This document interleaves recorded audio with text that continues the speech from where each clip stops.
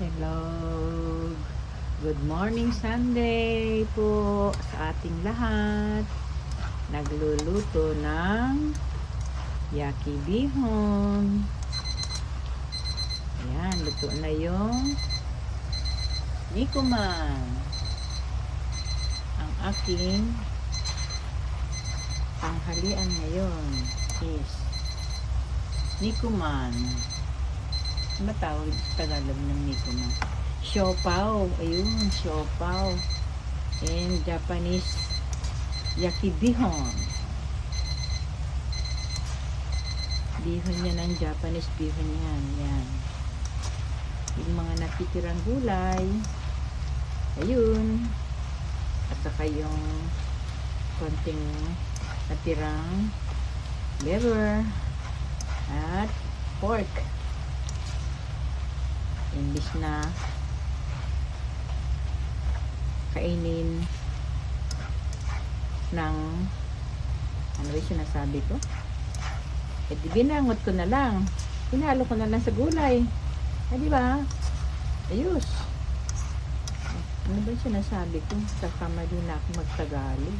Ano ba yan? Pilipit na yung dila ni Manay. Yung natira ko ng adobong atay, sinahog ko na sa bihon. Ganun yun. Kadali. Yan.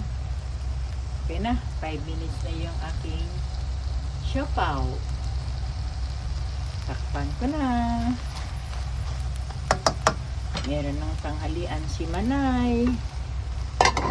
Laging nag-iisa. Si Hapon. Hindi na yata nag-day off yun ah. Sa gabi na lang kami nakikita lagi. Lagi siyang wala sa araw. Ako naman. Day off ko ngayon. Siyempre, pag day off, maraming trabaho dito sa bahay. Luto, laba, linis. Lalong pagod. O, diba? Ganyan. Ang life sa Japan. Yun na, okay na yan. Takpan ko na. Ano yung lasa niya?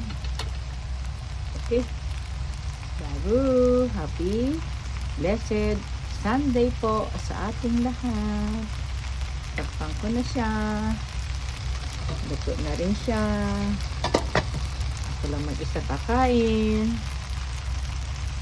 Blessed Sunday po sa ating lahat. Ingat po tayo.